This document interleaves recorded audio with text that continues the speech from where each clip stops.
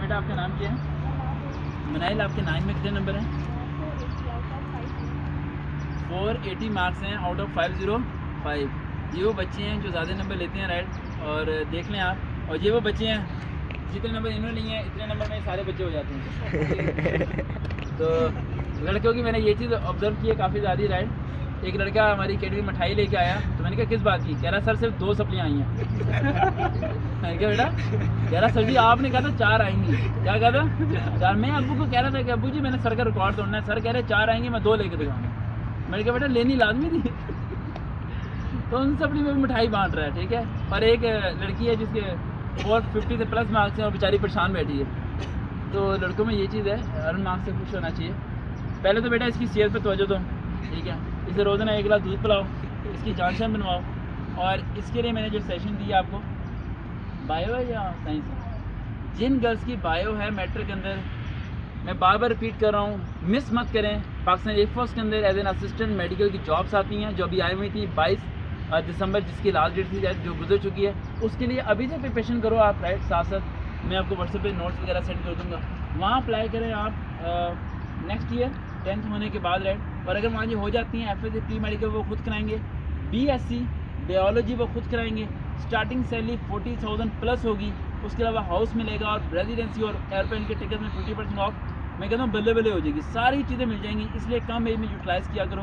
तो आप उस टारगेट को अचीव करने के लिए पहले अपनी हेल्थ पर फोकस करो, क्योंकि वो मेडिकल टेस्ट बहुत टफ होता है। 50 किलो से कम वज़न अगर किसी लड़की का है तो उसे मेडिकल में फिल कर देते हैं।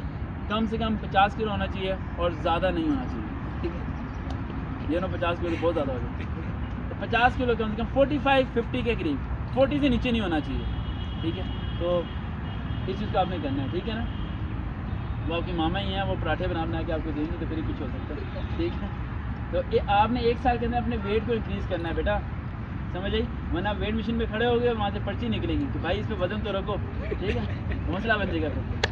और इसके लिए आपने करना है। और बाकी असिस्टेंट मेडिकल की जो पोस्ट है उसके लिए बायो में से क्वेश्चन आते हैं, और उसमें से क्वेश्चन बायो को डीपली पढ़ो, DNA RNA क्या होता है। उसके अलावा आपका जो सा हार्ट के बारे में क्वेश्चन है।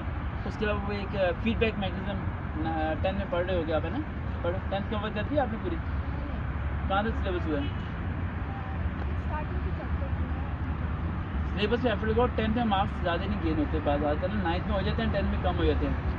फोकस करो कि आप 1000 क्रॉस करो, क्योंकि वहाँ मेरिट बनना है, वहाँ रेफरेंस नहीं है, एग्रीगेट पे नाम आ जाता है। और बेटा इसे करवा देना आप, अगर मैं रहा या नहीं रहा फिर भी इसे वहाँ करवा देना, ये इसके लिए बहुत सूटेबल होगी और बहुत कम एज में सेटल हो जाएगी, ठीक है। और ये मेरे ख्याल से 35 साल की उम्र में तो ये रिटायर हो जाएगी, सही बता रहा हूँ मैं आपको। अगर ये कैरियर काउंसलिंग जो आज मैं आप लोगों को दे रहा हूँ, काश अगर आप लोगों को 8th क्लास में मिल चुकी होती ना तो अभी आप लोग कहाँ होते। लेकिन जो वक्त गुजर गया, चलो हो गया, अब अगले को तो बचाना है ना हमने। इसलिए मैं इस मिशन को लेकर चल रहा हूँ कि अगले बच्चे जो से हैं उन्हें हम लोग सेव करें और कम एज में उन्हें आगे लेके चलें। बैठ जाओ बेटा। अच्छा बेटा, थैंक यू।